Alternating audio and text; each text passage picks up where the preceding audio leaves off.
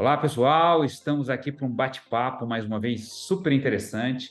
Hoje estou sem a minha companheira, sem a Aline aqui, não está conosco hoje, mas eu vou ter que enfrentar esse desafio e tentar entrevistar essa super profissional aqui sozinho. Espero atender as expectativas da Aline e de você também, Sinara. Então, primeiro, estou com a Sinara Bastos, tá? Uma super especialista na área de comportamento humano, na área de condução de lideranças, em cima dessa questão associada à inteligência emocional, a como lidar, né, com a gestão de pessoas em tempos tão turbulentos que a gente vive hoje. Então, queria primeiro agradecer, Sinara, por estar conosco, né, gastar esse tempo, sei que sua agenda é complicada, então conseguir esse tempinho para a gente. E, para começar, gostaria que você já se apresentasse para a nossa audiência aí.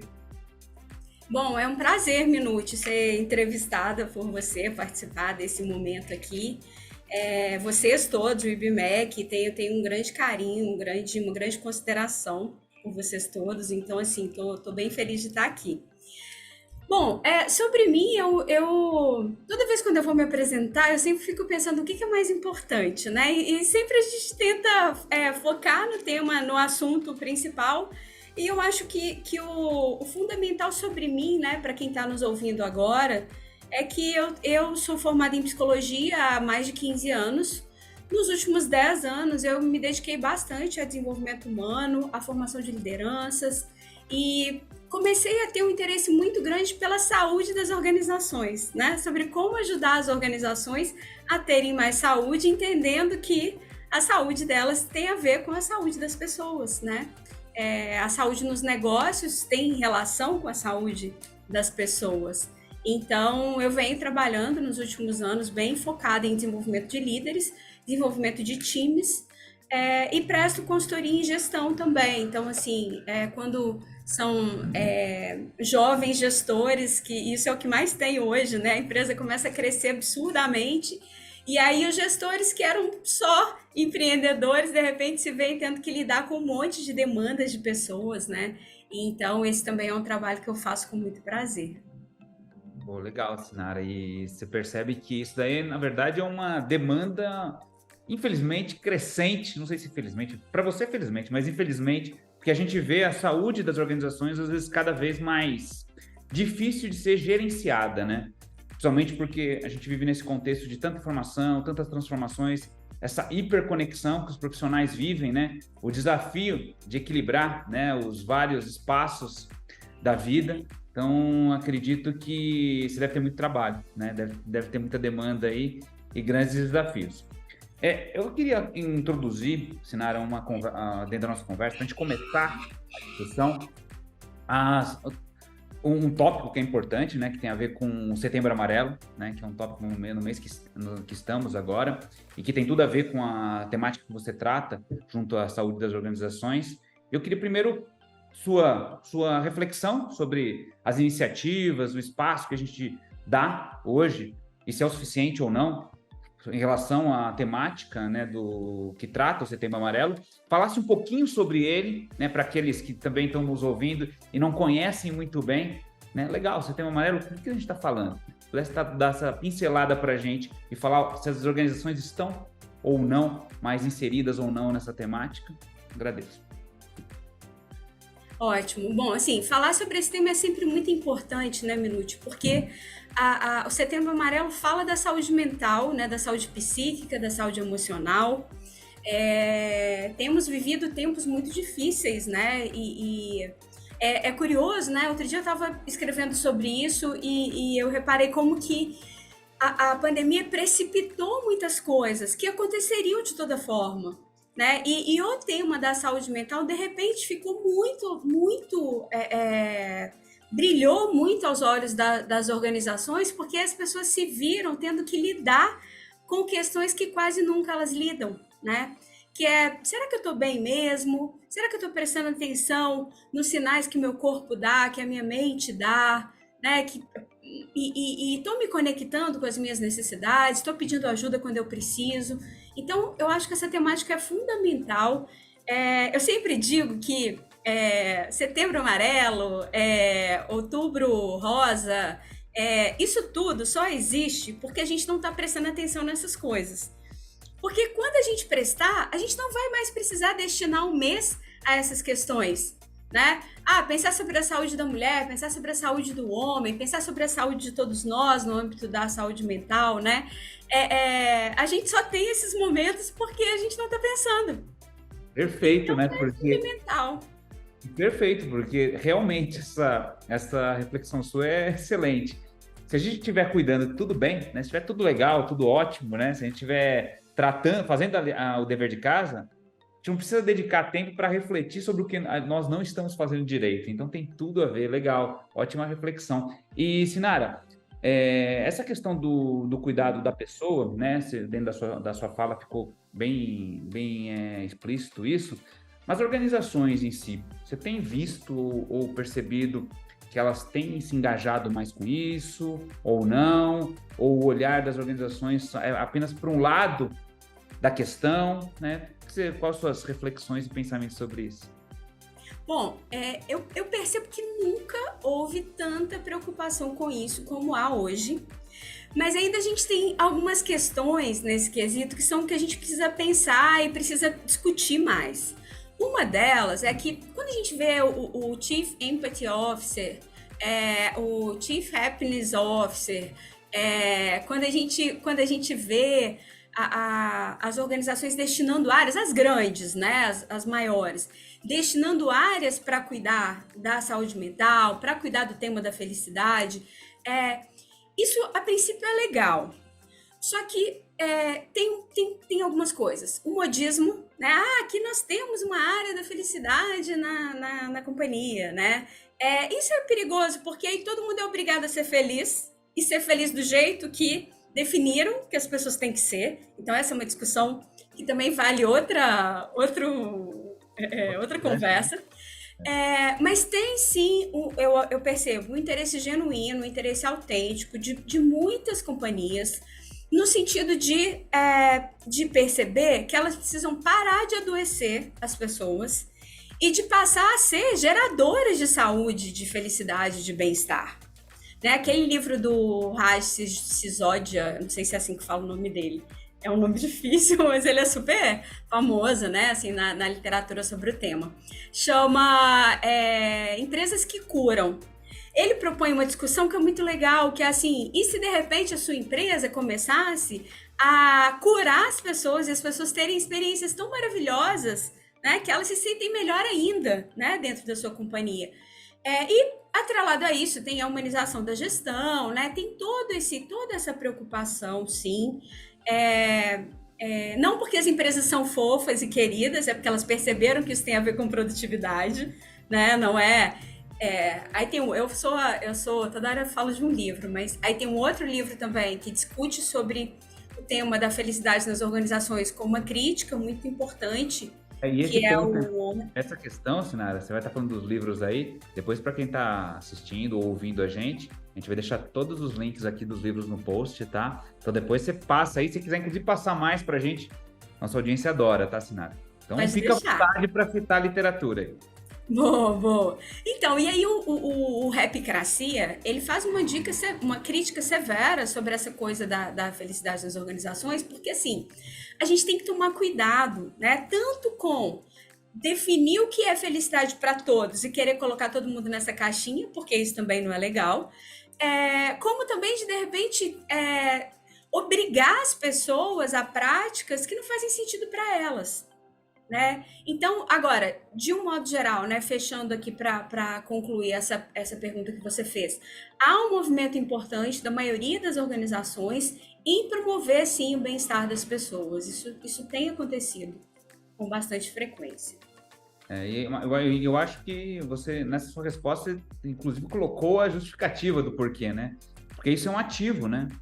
Pessoas que estão saudáveis emocionalmente, mentalmente, são mais produtivas de pessoas que estão adoecidas. Então, é um ativo de vantagem competitiva no final das contas, né? Então, sim. Na sua resposta, E outra, né? Porque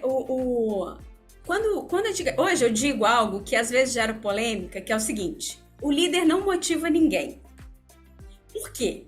Porque motivo tem a ver com emoção, né? Até a própria raiz da palavra do latim motere Então, assim, motivo e emoção estão juntíssimos. Então, Uhum. se eu não tiver uma emoção muito importante, você pode ser um líder maravilhoso, mas você não vai me motivar, porque eu não estou com uma emoção envolvida. Então, quando as empresas começam a preocupar com o bem-estar das pessoas, é isso. Se eu acordo segunda-feira e vou trabalhar feliz, se eu tenho um motivo importante, uma emoção positiva atrelada a ir trabalhar.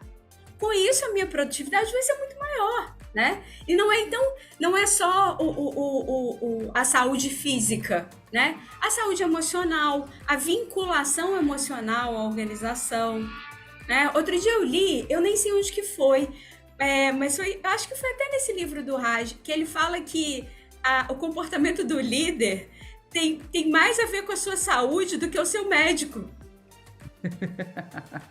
E não é verdade? Verdade. E é uma super verdade, né? Quando você pensa, né? Até porque você passa muito tempo no trabalho, né? Então, tudo que é bom ou ruim da sua jornada profissional, lá do seu dia a dia, ele incide de uma forma muito intensa na quantidade de horas que você tem no dia. Então, faz todo sentido essa reflexão. Ótimo. E legal, Sinara.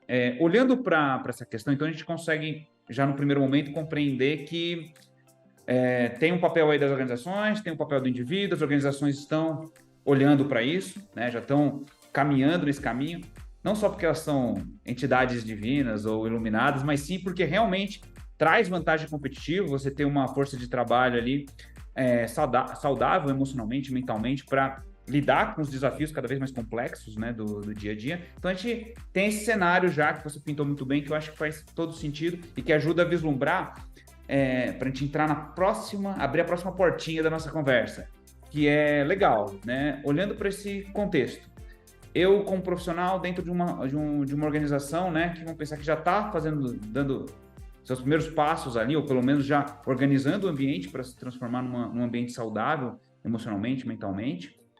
Como eu, como indivíduo, né, como profissional, consigo ou potencializar isso, ou até assumir uma certa responsabilidade, um certo protagonismo nessa história, porque você colocou muito bem, não é o líder que motiva, né? Isso daí está intrínseco, né? Vem de dentro, né? Você cria um ambiente para ele poder utilizar essa motivação. Como você vê o indivíduo nesse caminho aí, né? Do autocuidado, do equilíbrio, do autoconhecimento, trabalhar essas questões como um plano para sua carreira, para sua jornada profissional? Esse é um ponto importantíssimo, porque assim como o líder não motiva, ninguém gera saúde no outro se o outro não se comprometer, né? Até com o pensamento. Então, sempre quando eu falo assim, poxa, a gente tem que ser positivo. Aí pode ficar parecendo papo de coach, né? Aquele papo furado. Mas não é. O fato é que, se você não encontra prazer nas suas atividades cotidianas, tem alguma coisa errada, né? E toda vez que eu vou falar sobre saúde mental, sobre saúde em geral nas organizações, eu começo com o comprometimento de cada um. Porque, por exemplo, tem gente que fala assim, eu quero ter saúde, mas eu não quero fazer atividade física. Eu quero ter saúde mental, mas eu não quero fazer terapia. Então, assim, pera lá. Então, vai praticar meditação, vai Eu quero só ter comprar na farmácia um comprimido e tomar e achar que está tudo certo, né? Então, Não é não assim. vai. Então, assim, quando no início, né, eu falei sobre por que a gente precisa dessas datas, né, que investem no fortalecimento da discussão sobre esses temas, né, de saúde em geral, porque as pessoas não estão cuidando da própria saúde. E então é muito importante, né, assim, que cada um identifique como se sente. Já teve muitas vezes que eu fiz práticas assim de tipo, vamos parar e tentar ouvir a batida do coração. Aí as pessoas param assim, tipo, que isso? Aí tem a crítica, né? Psicólogo abraça a árvore, quer abraçar a árvore. Não, eu tô falando de conectar com a gente, né? E de perceber quem sou eu aqui agora, o que eu tô sentindo agora. Quantas pessoas são acometidas pela síndrome do estresse pós-traumático e não sabem que é isso que estão sentindo.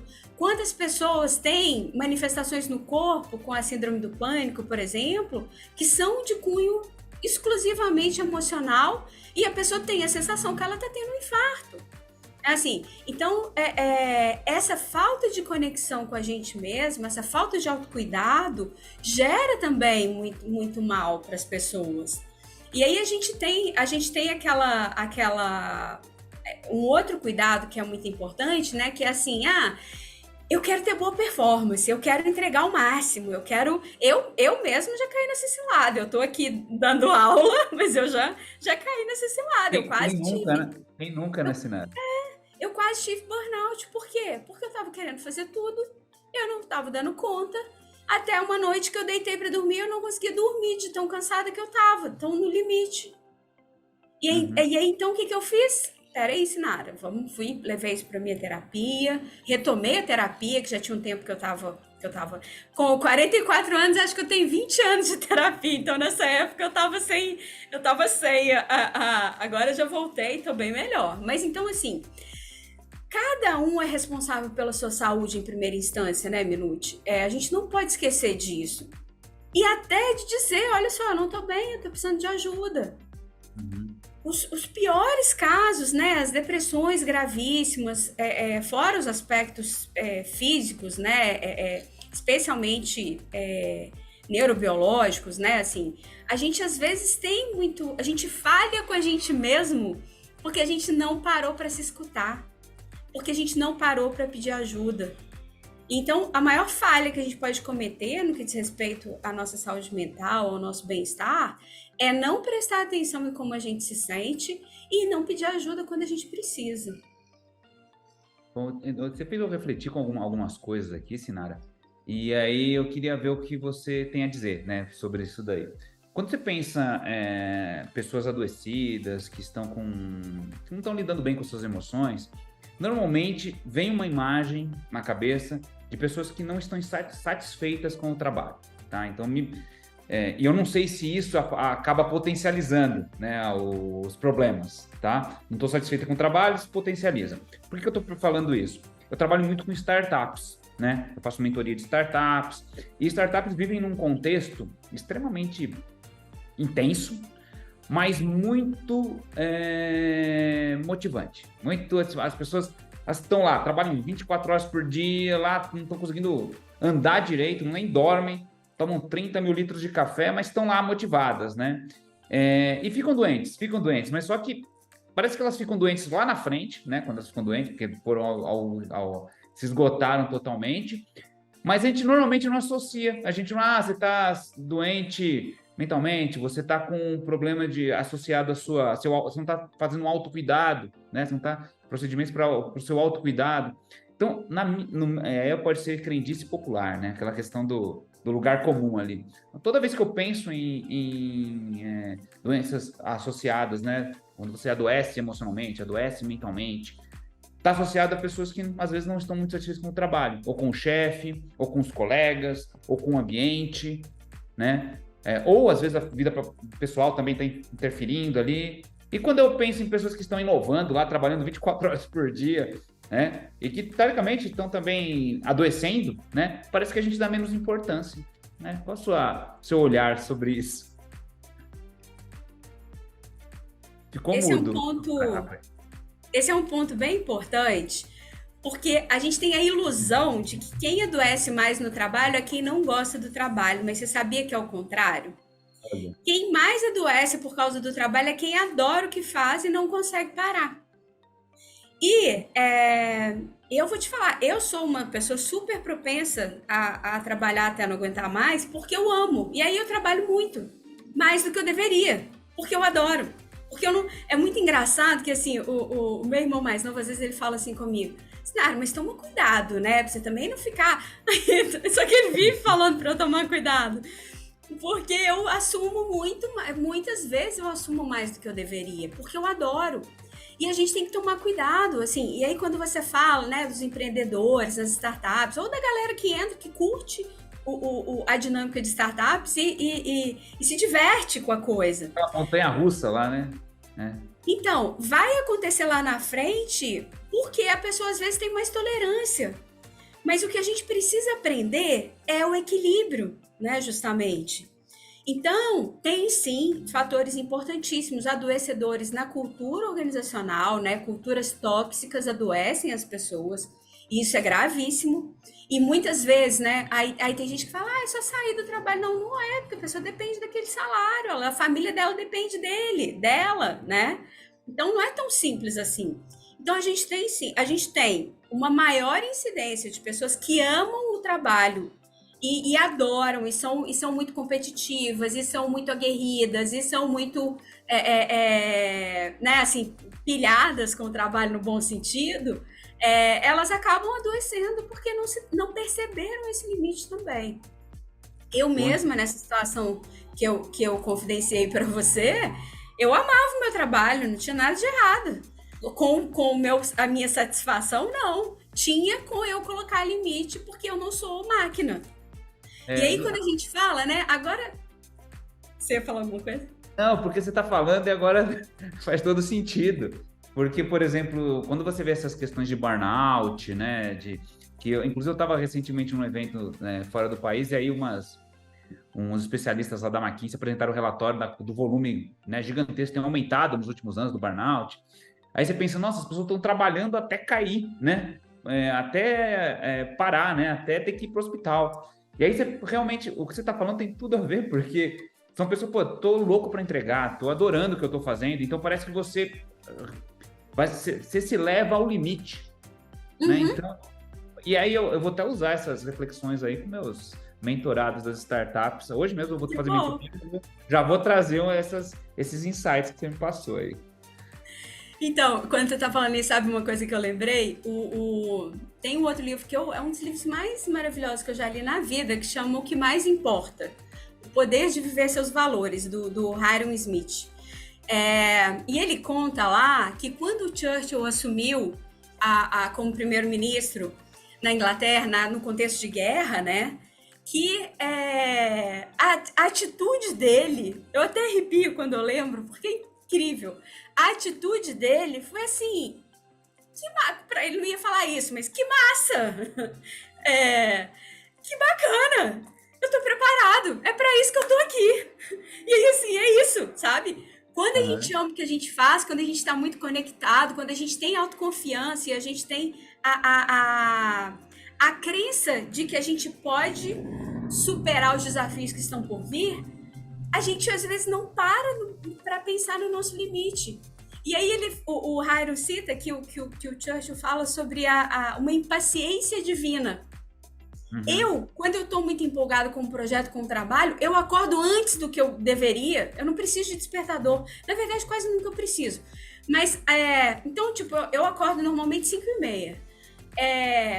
Aí tem dias que 5 horas da manhã, a Sinara lá com o olho aberto, tipo, eu comigo no diálogo interno. Sinara, dorme. Você também? Eu me identifico Então, totalmente com isso. Então, o autocuidado tem a ver com isso também, né? Assim, poxa, ok que você ama o seu trabalho, só que você ama a sua vida também. Você vai querer viver até quando, né? É.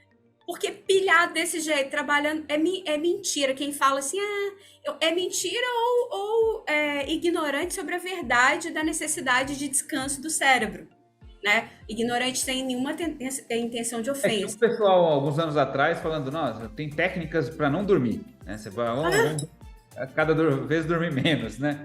Mas você tem razão, né? A gente precisa descansar o cérebro. E aí, um outro ponto importante, Minuto, dessa nossa conversa, né, é que assim, quando a gente pensa no que tá acontecendo, a ideia da demissão silenciosa, sabe? Que quando as pessoas, para quem está assistindo a gente, né? Que é um comportamento que começou a acontecer, que a pessoa ela não pediu demissão, ela não saiu, mas de repente o comportamento dela denota que ela não está mais ali. Isso sim tem mais a ver com a pessoa que não gosta do trabalho, que não tá bem. Porque ela simplesmente deixa de entregar. Ela começa, às vezes, e não é sempre, sabe? Assim, eu gosto muito de frisar que a maioria dos nossos comportamentos, esses comportamentos nocivos, esses comportamentos prejudiciais para a companhia ou para a gente mesmo, eles não são conscientemente praticados. É quase como se, quando você vê, você fez. E aí você fica pensando, e aí esse é o grande risco e o grande perigo. Porque a Uhum. demissão silenciosa é grave para a pessoa que está praticando. é muito desagradável você ir para um trabalho e não entregar o que estão esperando de você. E você Não, ficar e igual um eu autômato imagino, diante do Sinara, computador. eu imagino, Sinara, quando isso acontece durante períodos longos de tempo, realmente você começa a criar problemas que são crônicos, né? E depois são difíceis de você conseguir tratar e reverter, porque você passou tanto tempo adoecido naquele estado, né? De, Exatamente. de sofrimento, né? Você tá em processo de sofrimento, né? Realmente, exato. Pô, Não, bacana. e aí o Minute, se deixar, não vou parar de falar nunca. Não, vamos lá, vamos embora. Na verdade, eu tenho toque, né? Daí o que acontece? Toque não, eu tenho TDAH, né? Aí Eu eu fico. também, Ah, então estamos juntos aqui. Aí você fica falando, eu fico pensando umas 30 coisas ao mesmo tempo. eu também. É por isso. Então me perdoa aí toda vez que eu dou Não, uma. imagina, não tem problema nenhum. Mas pode concluir, vai lá. O que eu ia falar é que eu perdi, tá vendo? Que a gente é igual mesmo, perdi. Peraí. Então, aí o que eu quero falar pro pessoal que tá ouvindo a gente, né, assim, vendo e ouvindo, é, é que a gente tem que perceber, quando a gente fala de autocuidado, de conexão consigo mesmo, a gente tem que entender. Por exemplo, eu falei que eu acordo 5h30. Isso funciona pra mim. Tem gente que não, que tem pavor de acordar antes de 6h30. Eu tenho amigos que falam que eles acordam 15 minutos, assim, eles dormem até o último minuto que eles podem. Eu vejo aqui na academia do meu prédio, de manhã é um paraíso. Cedinho. À noite é um inferno. Eu penso, Deus me livre de estar na academia à noite, lotada. Então, assim, eu gosto de correr, eu gosto de nadar, eu gosto de praticar um monte de atividade física. Nem todo mundo gosta. É, Sinara, gosto de acordar cedo e dormir cedo. As pessoas riem de mim, mas quando eu não tenho compromisso até tarde, 9h30 da noite, ninguém consegue falar comigo mais. Porque eu já tô lá nas minhas preparações para minha noite. Então, assim, a gente tem que pensar, né, que essa conexão com a gente mesmo é identificar o que faz sentido pra gente. E tudo aquilo que for possível a gente prover, a gente cuidar disso. Né? Porque exato. a organização, ela vai fazer o que é bom para a maioria. E tá ótimo. Agora, a gente, no nosso cotidiano, no nosso dia a dia, tem que ir incluindo as outras coisas que tem a ver com quem a gente é e não necessariamente com a maioria. Como a gente lida aí, até aproveitando e fazendo puxando uma reflexão sua aí. Como a gente lida com isso? Porque quando a gente conversa aqui, parece que fica muito claro, né? As coisas que dão problema, as coisas que a gente tem que fazer, mas e as barreiras, os obstáculos que a gente tem para conseguir fazer isso, né? Esse exemplo que você deu, né, da questão das organizações. As organizações têm objetivos, metas, né? Então, quando você trabalha em empresas que são SA, por exemplo, tem que bater lá as metas no quarter todo trimestre. E aí isso vai criando, às vezes, um conjunto de obstáculos, né? Tanto para o ambiente organizacional como um todo, mas para os próprios indivíduos que estão inseridos nesse ambiente. Como a gente trabalha... pergunta difícil, é assim, ixi. Eu tenho certeza que você vai sair super bem. Vamos lá. Como a gente lida com essas barreiras, tanto que são pessoais nossas, para a gente lidar com elas, quanto para as barreiras que a organização impõe para a gente? Então, é difícil mesmo, não é simples. Qualquer tentativa, e é por isso que eu sempre falo assim, a gente tem que pensar na perspectiva do empresário, na perspectiva da companhia e na perspectiva das pessoas que estão ali entregando, né, o que se espera para o resultado. Então, o que é importante é que haja muita transparência, muita conversa, muito diálogo, para que se encontre caminhos possíveis que atendam a todos. Porque quando a gente fala na perspectiva da gestão humanizada, é não ter resultado às custas da saúde das pessoas. Em síntese, a gestão humanizada é isso. Não vamos matar as pessoas para a gente ter o resultado que a gente quer. Combinado, né? É isso. Até porque é o famoso voo de galinha, né? Você vai ter o resultado no curto prazo, mas você vai inviabilizar ali o negócio no médio e longo prazo, porque são as pessoas que precisam entregar o resultado. Então... Exatamente. Então, só que aí, Minute, você falou, é uma pergunta difícil, e é mesmo, porque assim, com cada organização vai funcionar de um jeito, em cada negócio, com cada time, Então, não é fácil, um trabalho que precisa ser, é um trabalho de formiguinha, né? Para quem ainda não começou, ou mesmo para quem já está nessa jornada, é refletir constantemente, é avaliar, aplicar, colocar em prática e avaliar se está funcionando ou não, quais são os ajustes que precisam ser feitos. Eu me lembro de um cliente que, no meio da pandemia, eles tinham três pessoas no time que estavam com problemas muito graves de saúde mental. E aí eles decidiram, colocaram lá, fizeram parceria com um site desses que tem atendimento psicológico a custos populares, mais acessíveis, né? E aí foi super legal a iniciativa, a gente até fez um bate-papo com eles sobre saúde mental antes de lançar o projeto. Falamos sobre a responsabilidade de cada um e tal.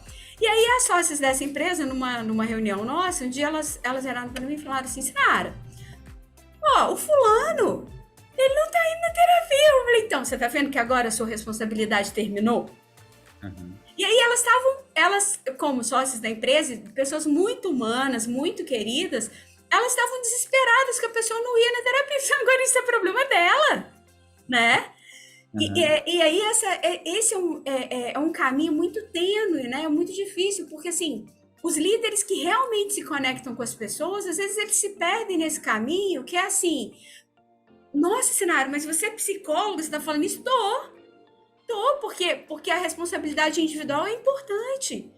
E a gente não é educativo se a gente tem um comportamento de passar a mão na cabeça das pessoas, quando elas não estão fazendo nem a parte delas. E aí, então, assim, é claro, né? No caso dessa empresa, eu tô falando de uma empresa de porte pequeno, que ela consegue essa conexão tão próxima com as pessoas e tem o bom e o mal disso, né? Agora, aí nas grandes empresas, né, o desafio não é menor, porque tudo também vai ter que ser muito bem avaliado, toda prática vai ter que ser muito bem pensada. E falar sobre saúde mental é falar sobre um compromisso que as pessoas normalmente não têm, Perfeito. né? É. É uma conversa que normalmente é difícil, porque essa é uma barreira, né? Essa é a barreira.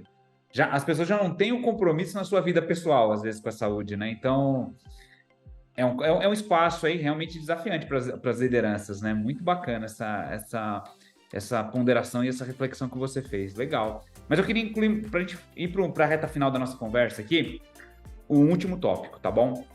Que a gente falou já de vários pontos aí para construir as reflexões, que o pessoal que está ouvindo a gente, assistindo a gente, já deve estar lá com a cabeça fervendo, né? Que é o seguinte, legal, né? Tem aí, entendi o contexto, entendi a questão do papel das organizações, do papel das pessoas, como a gente consegue olhar para os obstáculos, barreiras que estão nesse caminho, tentar caso a caso, né, como você colocou, mas tentar ir desbloqueando, né, até onde vai a responsabilidade de um, até onde vai a responsabilidade de outro. Mas a gente vive tempos malucos, né? A gente vive tempos muito acelerados, né? Com inovação batendo na nossa porta toda hora, transformação digital, essas tecnologias de comunicação aí cada vez mais, eu vou usar até um termo forte, invasivas, né? Elas invadem a cada minutinho do nosso dia, cada espaço ali que a gente tem. Como você vê, né? Esse processo de aceleração tecnológica, né, e a adesão à tecnologia das pessoas, principalmente as ferramentas de comunicação, né, em relação ao contexto de saúde mental e como você equilibrar isso daí, né? Então, esse é um ponto bem importante também. Eu acho super curioso que tem pessoas que tiram o check lá da mensagem no WhatsApp, né? Eu não Uhum. tiro, porque é Também meu não. direito Você viu, a gente responder trocou quando mensagem eu... aqui, você viu que o meu também tá, né? Eu vi o seu lá também. Então, eu entendo que é meu direito responder quando eu posso. E se Uhum. alguém tiver o atrevimento, pode ser até um cliente, de falar, mas você viu? Sim, só que eu respondi na hora que eu podia. E ponto. A gente é super clichê, mas é necessário. Primeiro ponto, falar não. Não importa, mensagem no WhatsApp, e-mail. Aí agora a moda é, manda o e-mail e manda o WhatsApp para falar que mandou o e-mail, né, Minute? Você já deve ter passado por Exa- isso. Exatamente. Então, assim, a gente tem que aprender a administrar a nossa ansiedade e a nossa impulsividade no uso das redes de um modo geral, né? Instagram, LinkedIn, Facebook, eu acho que quase ninguém usa mais, mas as pessoas mais velhas gostam. Mais velhas que eu, né? Não, Porque tem uma galera que usa ainda. Pode não então, eu, publicar, mas eu uso só. estão lá vendo navegando nos conteúdos dos outros. Estão lá. Então, o Twitter, tudo que agora não é Twitter mais, né? Mas todas essas ferramentas, elas precisam, a gente precisa ter disciplina diante dessas tecnologias que são invasivas, porque elas só são porque a gente deixa. Né? A Exato. gente pode adotar Outro dia o meu irmão falou assim, ele mandou no grupo assim, tirar o autoplay do YouTube. Falei, gente, olha só, esse autoplay do YouTube é uma cilada, né? E tem gente que não pensa, são coisas muito simples que às vezes Vai a gente rodando, pode né? Vai fazer. rodando, você não desliga, né? E aí, só que aí tem também, né, assim, a gente também, diante das novas tecnologias, a gente também, de repente, se vê em situações assim, nossa, eu tenho que aprender isso, nossa, eu tenho que aprender aquilo. E aí também se dá tempo para aprender sobre as novas tecnologias também. Acho que uma coisa que é muito importante não dá para ser analfabeto emocional e nem analfabeto digital. Né? Então, assim, não tem essa de, isso não é da minha época. Problema seu, se vira e vai aprender. Tem um monte de tecnologia que eu vejo os alunos do IBMEC, da graduação, quanto que eu aprendi com eles as coisas. Gente, editar vídeo no iMovie, foi minha sobrinha de 15 anos que me ensinou. Então, assim, e essas coisas, né, eu acho que a gente tem que ter, então, essa disciplina de aprender e de utilizar as novas tecnologias para o benefício das nossas carreiras, né, do serviço que a gente presta, mas ao mesmo tempo não deixar essas tecnologias adoecerem a gente. Eu acho que isso é fundamental. E é legal porque, assim, no fim das contas, eu sempre penso, já viu os vídeos do Gerd Leonard? Já. É que eu adoro ele, Ótimo. e eu acho muito legal toda a provocação que ele faz sobre assim, gente, vamos ser humanos melhores, né? Vamos ser humanos melhores, porque quanto melhores humanos nós formos, melhores serão as tecnologias, né? Porque Exato. elas Exato. avançam de acordo com o que a gente avança, elas não avançam sozinhas. E é o seguinte, Sinara, essa falta de consciência, às vezes as pessoas até aprendem a mexer na ferramenta, mas a falta da consciência de como as ferramentas funcionam, da digitalização das coisas, né? Da Uhum. transformação toda, ela faz com que muitas vezes a gente use de forma que não é a forma mais adequada, né? E, inclusive, Aham. em contextos pessoais, né? Pô, legal, tenho aqui acesso a um monte de ferramenta de comunicação, posso mandar mensagem 24 horas por dia para todo mundo, posso receber mensagem. Gente, você não está pensando direito nisso daí, né? Porque não é sustentável esse tipo de comportamento, né? Você vai adoecer e você vai se tornar menos produtivo. Se o objetivo é se tornar mais produtivo, no curto prazo você pode até se tornar produtivo, mas no longo prazo, no médio e longo, você vai o que você plantou lá nesse comportamento aí de intensidade, né? Vai cobrar o seu burnout, vai cobrar o seu problema, a sua doença lá emocional, mental que vai acontecer. Excelente, Sinara, excelente. Para a gente concluir, fechar a nossa conversa, gostaria de colocar algumas palavras, se você tivesse que deixar um recado aí para as pessoas, para as organizações e para os indivíduos, né? Em relação às temáticas que a gente discutiu aqui, quais seriam? Bom, é um super desafio, né? Porque é tanta coisa importante que precisa ser dita, mas eu acho que assim, Pega um ou dois aí, pega uma ou duas coisas que você acha tá. que... O primeiro ponto a saúde mental é um compromisso de todos nós. E então, primeiro, a conexão da gente com a gente mesmo, né? Como é que eu, Sinara, estou me sentindo diante de tudo que eu estou vivendo? Quem é a minha rede de apoio, né? Quem são as pessoas com as quais eu posso contar? Todo mundo tem que ter e tem. Às vezes as pessoas acham que não tem, mas elas têm. As companhias, né, assim, terem essa atenção, esse olhar para o ser humano que está ali trabalhando, né, entender que performance é importante, mas pessoa não é carro para a gente ficar vendo quantos quilômetros por litro faz, né? As pessoas têm outras necessidades que precisam ser consideradas.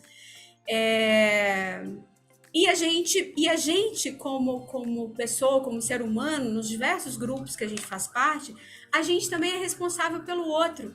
Então, se perceber, né, que a pessoa tá estranha, que a pessoa tá diferente, pô, oferece ajuda, ou se você não tiver intimidade, conversa com uma outra pessoa que tá mais próximo, que pode ajudar, né? Eu acho que se a gente criar essa rede, né, de conexão, primeiro eu me conecto comigo, depois eu me conecto com os outros, para garantir a geração de saúde para todos, eu acho que é isso.